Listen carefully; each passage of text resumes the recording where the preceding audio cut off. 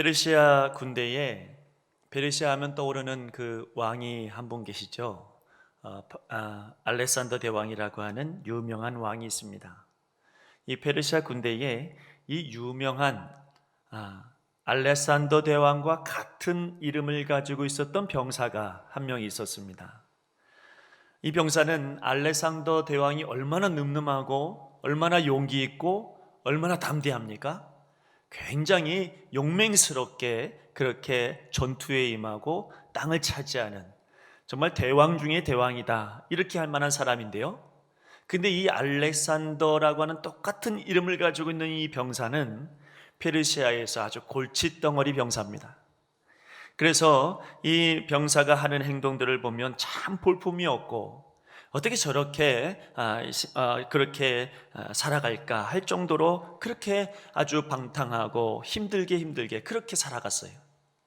그래서 알렉산더 병사가 잘못할 때만 되어지면 그러면 다른 병사들이 하는 말이 야, 좀 정신 좀 차려라, 어떻게 그렇게 사냐, 왜 그렇게 졸장부처럼 살아가느냐, 이렇게 그 병사를 나무라고 책망합니다. 어느 날 이 부대에 놀랍게도 알렉산더 대왕이 찾아왔어요. 그때에도 아니나 다를까 이 알렉산더라고 하는 이 병사는 늦게까지 술을 먹고 술에 취해서 바닥에 뻗어 있었습니다. 대왕이 오셨다라고 하는 그런 소식을 들으니까 이 사람이 술에 취해서 비몽사몽간에 벌떡 일어나서 그 알렉산더 대왕 앞에서 경례를 하는데요. 술 냄새가 나고 앞만 봐도 병사 같지가 않아요. 그래서 이 알렉산더 대왕이 그 알렉산더 병사에게 이렇게 묻죠. 자네 이름이 뭔가? 라고 묻죠. 그 사람이 그 술 취한 그 억양으로 자기의 이름을 이야기합니다. 알렉산더입니다. 깜짝 놀랐죠. 자기랑 똑같은 이름이니까. 그 알렉산더 대왕이 깜짝 놀라서 그 병사에게 이렇게 말했습니다. 자네의 이름이 알렉산더라면 나하고 이름이 똑같네. 그럼 이제 내가 자네한테 두 가지의 선택권을 주겠네. 하나, 그것은 자네 이름을 바꾸든지, 아니면 두 번째로 자네 인생을 바꾸게, 이렇게 말했다는 거죠. 이름이면, 그 알렉산더 이름이면 그 이름답게 살아가야지, 아니 그 이름에 왜 먹칠을 하나, 이런 이야기입니다. 여러분, 이름에는 저마다의 의미가 있습니다. 좋은 의미도 있을 수 있고 특별한 의미도 가질 수 있습니다.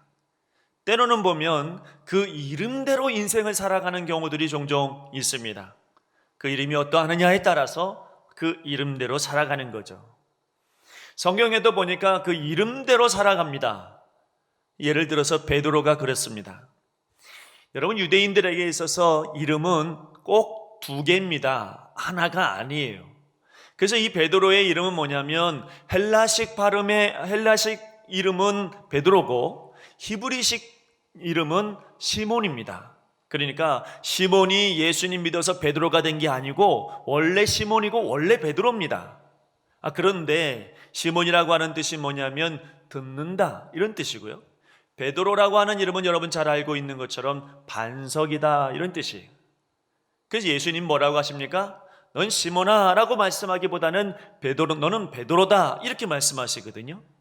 그래서 이 베드로는 초대교회의 믿음의 반석 같은 역할들을 다 감당하면서 그의 인생을 살아가는 것을 보게 됩니다. 또 한 분의 인물이 있는데 이분의 이름은 우리가 알고 있는 것처럼 사도 바울입니다. 근데 여러분, 사도 바울, 이 사람에게도 이름이 두 개가 있었습니다. 하나는 사울이고 하나는 바울입니다. 근데 여기서 우리가 잘못 이해할 수 있는 건 뭐냐면 사울이라고 하는 사람이었는데 다메섹 도상에서 예수님 만나고 바울로 바뀌었다, 우리는 가끔 가다가 이런 이야기를 듣는데요, 사실은 그렇지 않습니다. 원래 이 사람 이름도 사울이었고 이 사람 이름에 바울이라는 이름도 있었습니다. 헬라식과 히브리식 이름 두 가지를 다 가지고 있었던 거죠. 자, 그런데요, 사울이라고 하는 이름의 뜻은 뭐냐면 큰 자다, 이런 뜻이고 바울이라고 하는 이름은 작은 자다, 이런 뜻이에요. 그러니까 이 바울은, 사울이라고 불리는 이 바울은 두 개의 전혀 다른 상반되는 이름을 가지고 있었던 사람이다, 이렇게 볼 수가 있는 것이죠. 그런데 이 사도 바울은 편지를 쓸 때마다 항상 나 바울은 이렇게 설명하거든요. 그러니 그의 이름이 사울도 있고 바울도 있지만은 그러나 사도 바울에게는 항상 자신의 이름을 바울로 고백하고 있다는 거예요. 그러므로 그의 인생을 가만 보면 큰 자처럼 살아간 적이 없고 항상 하나님 앞에 어떻게 해요? 작은 자처럼, 낮은 자처럼 겸손하게 그렇게 그의 인생을 바울로서 살아갑니다. 그래서 그의 이름은 우리가 알고 있는 것처럼 사도 바울입니다. 자, 오늘 본문에서 하나님의 사자는 질문을 합니다. 내 이름이 무엇이냐? 그는 답합니다. 저는 야곱입니다. 다시 그가 말씀하시기를 28절 말씀해 보니까 내 이름을 다시는 야곱이라 부를 것이 아니요 이스라엘이라 부를 것이니 이는 내가 하나님과 및 사람들과 겨루어 이겼음이로다. 그럽니다. 야곱이라고 하는 이름은 여러분 잘 알다시피 야곱이라고 하는 이름은 발꿈치를 잡았다 이런 뜻 아닙니까? 그래서 여러분 이 야곱이 태어날 때 그의 형 에서가 먼저 나오니까 적어도 내가 에서보다는 먼저 나와야 되겠다 생각하고 에서의 발꿈치를 딱 붙잡고 태어나서 그래서 이 야곱의 이름이 야곱인 거예요. 발꿈치를 잡고 태어났기 때문에. 그는 여러분 인간관계 속에서도 그 야곱답게 살았습니다. 항상 여러분 에서보다 나아지고 싶었고 복받고 싶었고 에서보다 조금 더 인정받고 싶었으며 언제든지 이 쌍둥이 형인 에서 앞에서 정말로 많은 어떤 은혜를 얻고자 하는 그런 마음들을 가지고 평생을 살았죠. 그래서 이 에서가 잠깐 한눈 파는 사이에 여러분 방심하는 사이에 밧줄 들고 가서 뭘 뺏어요? 장자권을 뺏어요. 우리는 에서가 참 미련하다 이렇게 생각이 들잖아요. 어떻게 장자권을 뺏기나 이런 생각이 듭니다. 그런데 여러분 이 야곱은 아주 교활해서 어떻게든지 이 에서한테도 여러분 어떤 좋은 것은 다 뺏어가고 싶은 거죠. 그래서 여러분 나중에 아버지가 이삭이 자기 큰아들한테 축복해 주겠다, 마지막으로 축복해 주겠다 이렇게 이야기하니까 야곱이 그의 어머니의 도움을 받아서 무엇까지 뺐냐면 축복권까지도 빼앗아옵니다. 어떻게든지 내가 에서보다 나아지겠노라 이렇게 생각을 했던 거죠. 또 야곱은 에서의 눈을 피해서 도망을 쳐서 외삼촌 라반의 집에 갔을 때에도 그는 이 삼촌 라반의 눈에 어떻게 하면 띄겠다, 어떻게 하면 인정받을까 이런 생각을 가지면서 그의 삶을 살아가게 됩니다. 그 집의 재산도 한몫 챙기기 위해서 부단히 노력을 하고 별의별 수를 다 쓰면서 결국 나올 때는 아주 많은 어떤 부유함을 가지고 나오잖아요. 그는 그 안에서 살면서 아내를 얻고자 여러분 수고로이 일을 하게 되어집니다. 라헬을 얻고자 7년을 봉사했더니 결혼을 하니까 막상 하룻밤 지나고 나니까 누구예요? 레아가 있었죠. 그래서 여러분 이 야곱이 라헬을 다시 나에게 얻고자 해서 7일 후에 결혼을 하고 그리고 7년을 약속하죠. 7년 동안 열심히 또 수고해서 자기의 아내를 얻게 되어집니다. 하여튼 이 사람은 사람에게 인정받고 얻고자 하는 것은 다 얻고 복 받으려고 하면 어떤 수단과 방법을 다 동원해서라도 복을 받으려고 했던 사람이 바로 이 야곱입니다. 이 야곱은 그의 아내들과의 관계 속에서도 쉽지 않은 인생을 살아야 합니다. 레아와 또 라헬과 두 부인과만 산 것이 아니라 그의 종들이었던 실바와 빌하까지도 같이 살아서 그의 아내는 총 몇 명이 됐냐면 4명이 되었죠. 어떤 분이 저한테 그러더라고요. 한 명 아내랑 사는 것도 참 힘들다고. 근데 이 사람 4명하고 살아가니 얼마나 그의 가정 가운데서 그 힘들고 어려운 그런 가정 속에 있었나 말이죠. 그리고 지금 라반에게서 가족들과 재물을 다 챙기고 도망치듯이 빠져나와서는 이제는 들려지는 소문에 의하면 자기 죽이겠다고 그의 형 에서가 군대를 이끌고 온다는 거예요. 자, 지금 그 상황에 놓여져 있습니다.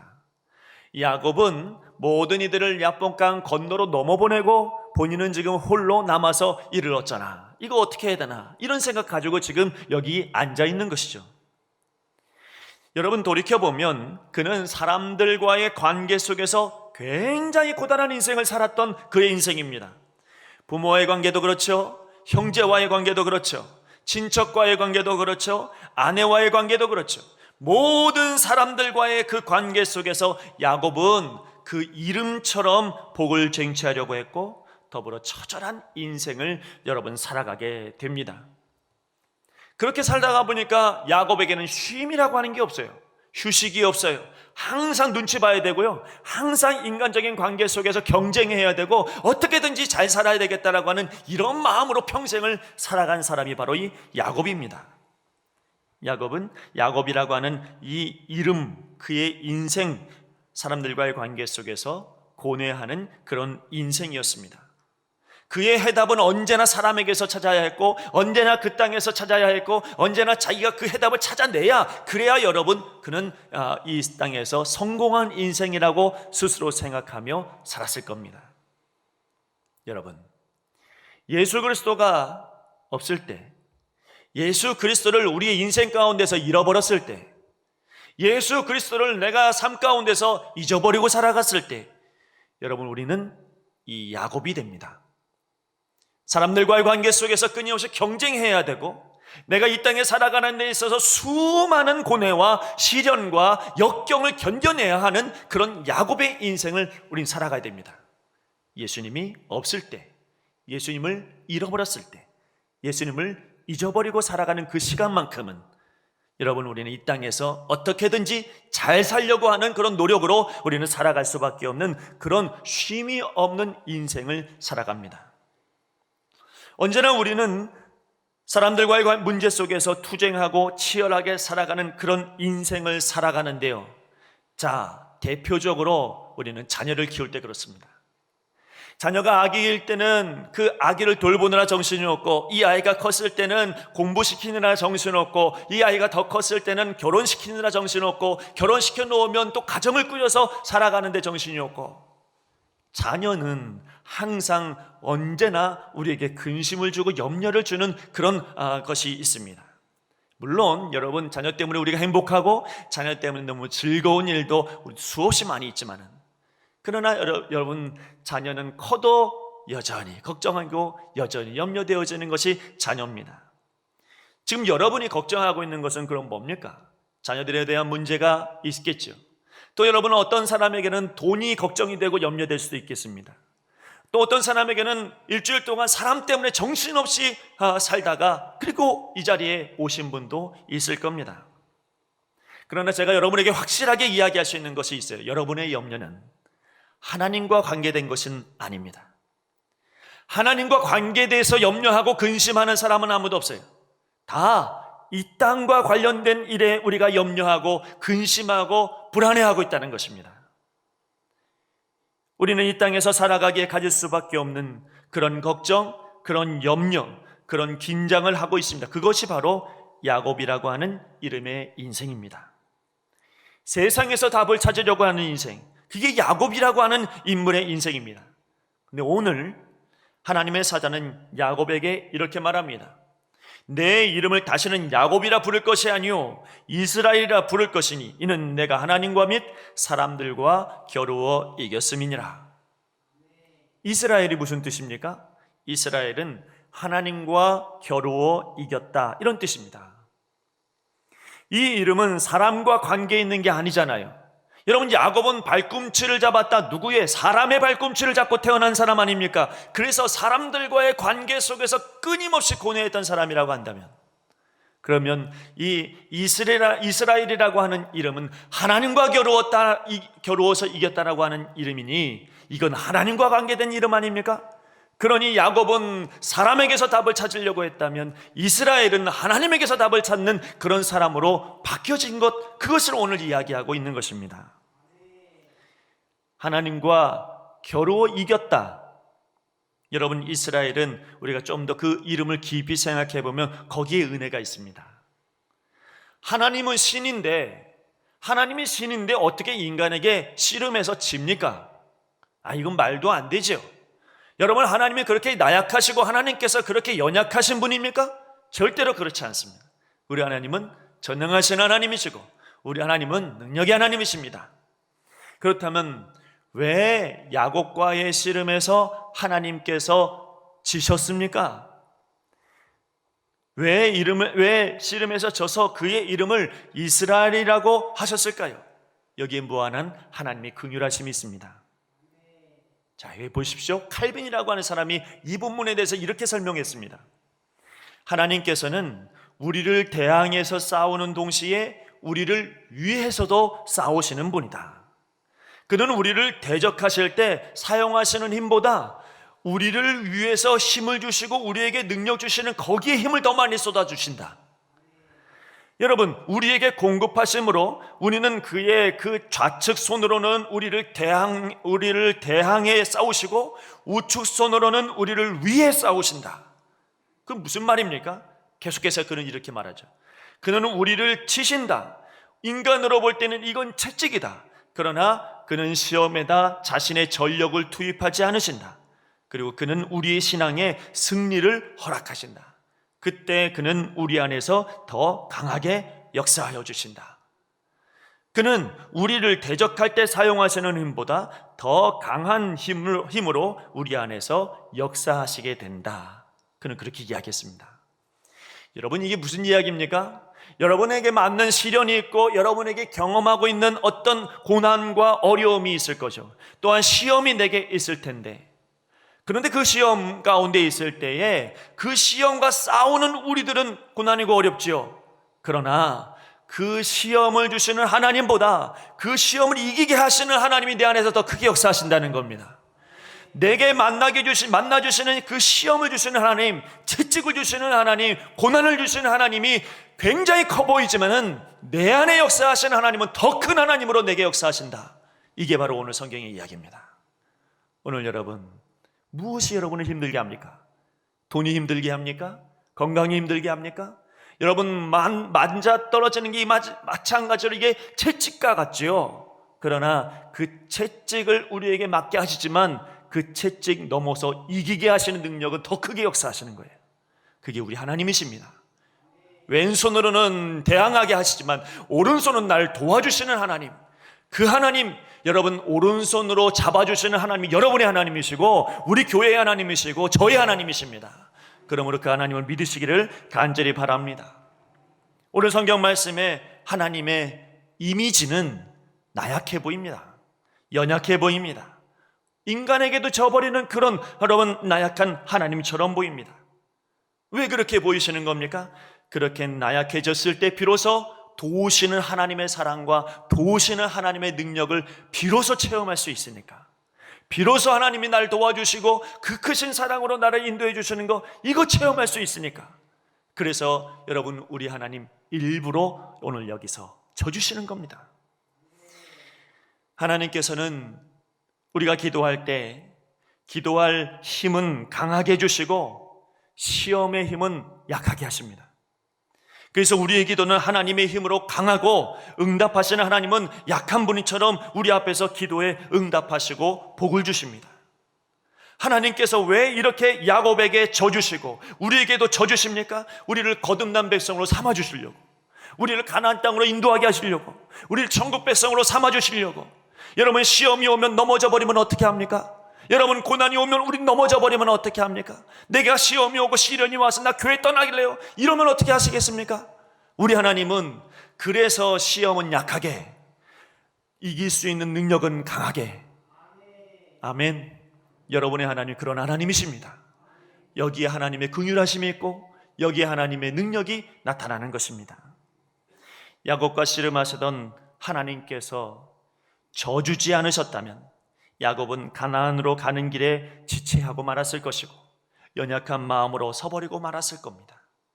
그러나 그가 만난 하나님의 천사, 그가 만난 하나님, 근데 그가 이겼단 말이죠. 자신감이 들었습니다. 여러분, 용기가 났습니다. 그 담대한 마음으로 그는 한 걸음 한 걸음 에서에게로 갈 수 있었던 거고, 그 담대함으로 한 걸음 한 걸음 나아가서 가나안 땅으로 들어갈 수 있는 은혜를 얻게 되어진 것입니다. 여러분이 믿는 예수님은 어떤 분이십니까? 우리 예수님을 힘없이 십자가에 달려 죽으신 그렇게 나약하신 예수님이십니까? 그분은 너무나도 힘없이 아무 말도 하지 아니하시고 못 박히시고 창에 찔리시고 피 흘리시고 아무런 힘이 없는 것처럼 그렇게 죽어가는 그런 예수님이십니까? 너무나도 나약하고 너무나도 연약해 보이지만 그 연약함 때문에 우리가 가나안 땅에 들어가고, 그 연약함 때문에 우리가 천국 들어가고, 그 연약함 때문에 우리가 주의 공로로 하나님의 사람이 된 것 아닙니까? 그러므로 우리 하나님, 약하신 하나님이 아니지만은 여러분을 살리시기 위해서, 저를 살리시기 위해서 이미 약해져 있으시고 그리고 승리할 수 있는 능력도 부어주신 겁니다. 따라서 야곱이 아니라 이스라엘이라는 이름을 주신 이유는 이제는 이스라엘 백성답게, 하나님의 자녀답게, 거듭난 백성답게, 천국 백성답게 살아가라고 우리 주님께서, 우리 하나님께서 말씀하시는 겁니다. 전에는 사람들 틈바구니 속에서 고생하면서 괴로워하면서 인생을 살았다면, 이제는 하나님과의 관계 속에서 거기서 답을 찾고 승리하면서 살아가라고 우리 하나님께서 오늘 우리에게 주시는 말씀인 것입니다. 그동안 고민하고 걱정하던 것을 이제 하나님께 아뢰어서 긍휼을 하나님께서 응답하여 주시는 역사를 경험하면서 살아가라고. 적어도 그렇지 않겠습니까?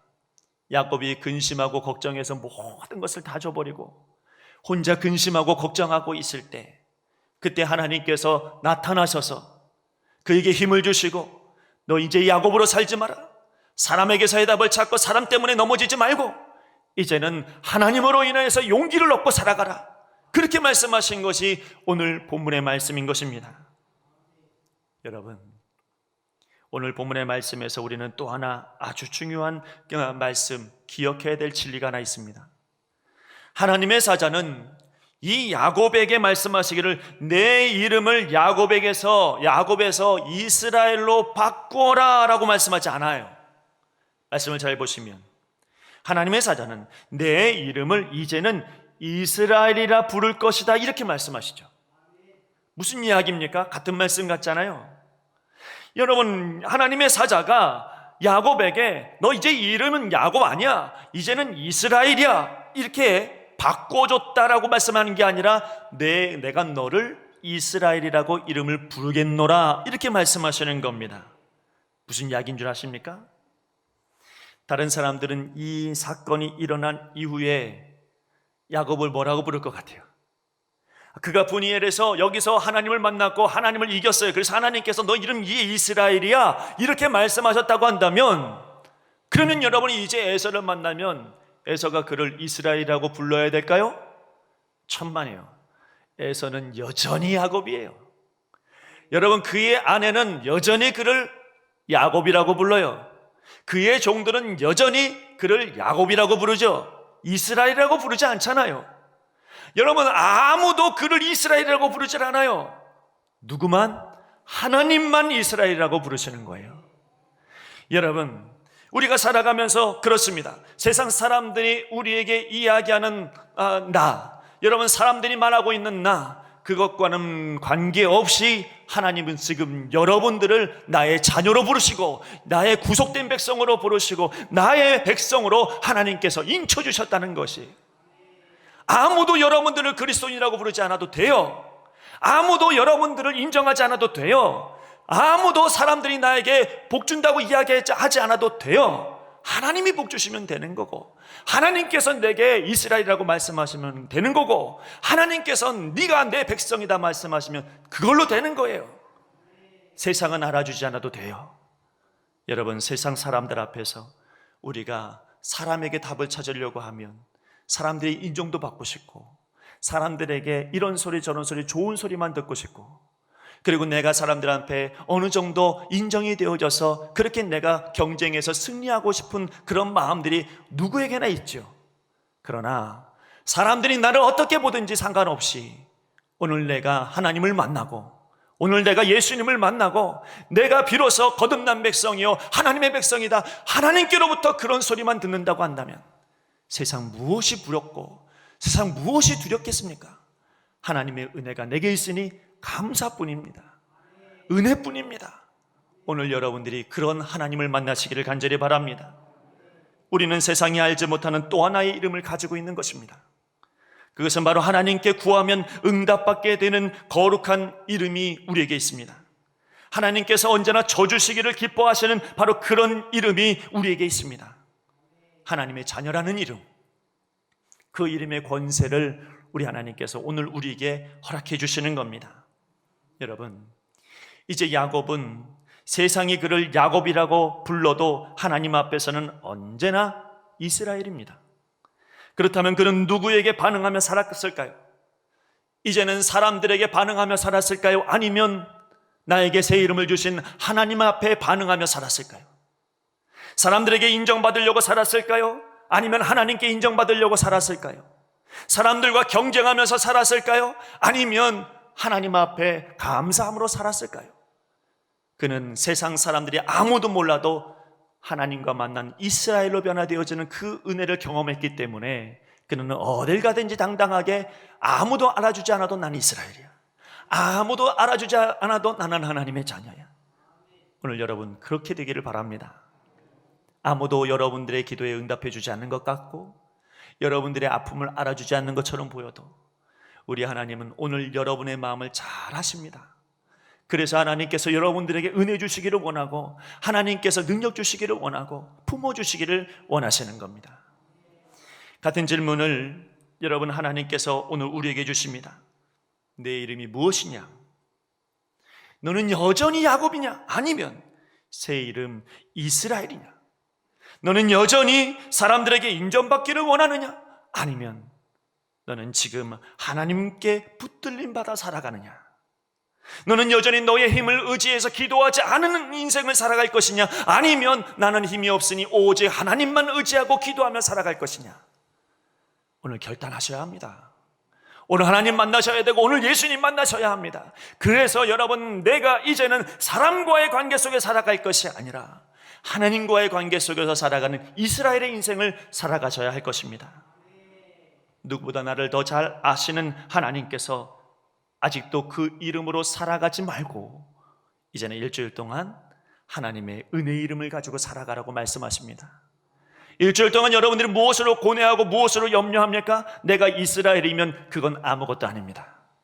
하나님께서 내게 더 큰 능력으로 붙들어 주시고 역사해 주실 것입니다. 일주일 동안 여러분 가운데 고난이 있고 어려움이 있는 것 분명히 있겠으나 그러나 내 뒤에서 힘을 더해 주시는 하나님은 더 강하게 역사하시고 인도해 주실 것입니다. 그 하나님이 저와 여러분의 하나님이신 것을 믿고 일주일 동안 이스라엘의 인생을 살아가는 우리 모두가 되기를 간절히 바랍니다. 기도하겠습니다. 우리를 선택하시고 부르시고 인도하여 주시는 하나님 아버지, 우리는 그동안 야곱이었습니다. 사람들과 부대끼고 괴로워하며 힘겹게 고난의 인생을 살아온 인생이었습니다. 그러니 이제 우리도 이스라엘의 이름으로 살아갈 수 있도록 인도하여 주시옵소서. 구속된 백성으로서 더 좋은 것을 주시는 하나님의 자녀로서 살아가기를 소망합니다. 세상에 나를 어떻게 부르든지 그것은 이제 중요하지 않습니다. 오직 나의 하나님께서 나를 자녀로 부르시는 그 음성 듣고 살아가기를 간절히 원합니다.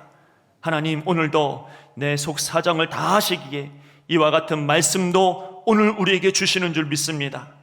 이제 더욱 하나님만 붙들고 살아가게 하여 주시옵소서. 예수님의 이름으로 기도드리옵나이다. 아멘.